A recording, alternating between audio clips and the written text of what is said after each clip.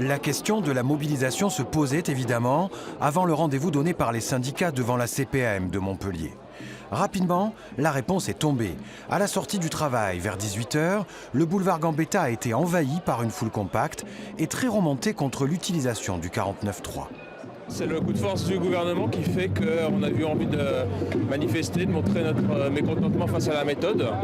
On a le droit de discuter d'une réforme très importante, donc on aurait pu consacrer plusieurs mois à un débat parlementaire.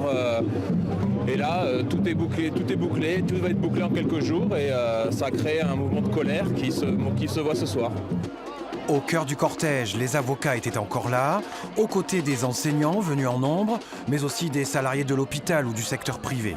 Ils partageaient tous une colère froide, pas seulement contre le gouvernement et sa réforme des retraites, mais plutôt contre une vision de la société. On ne se bat pas contre des gens, on se bat contre un système qui génère des inégalités de fait, des inégalités sociales et de partout, voilà. Le cortège a rassemblé 1200 personnes selon la police. Fort de ce succès, les syndicats ont annoncé la poursuite du mouvement. Aujourd'hui, c'est quand même le gouvernement qui a du mal à expliquer sa position. Nous, ce qu'on veut, c'est qu'il nous explique son projet. On voit bien que sur l'âge de départ, le niveau des pensions, il a beaucoup de mal à s'exprimer et à expliquer que son projet est plus juste que le système actuel. Et donc, non, on a encore tout loisir de pouvoir manifester, mobiliser, d'obtenir le retrait du texte, c'est ce qu'on demande toujours. Une manifestation est prévue ce soir à 18 h au départ de la permanence de Patrick Vignal, le député candidat LREM de Montpellier.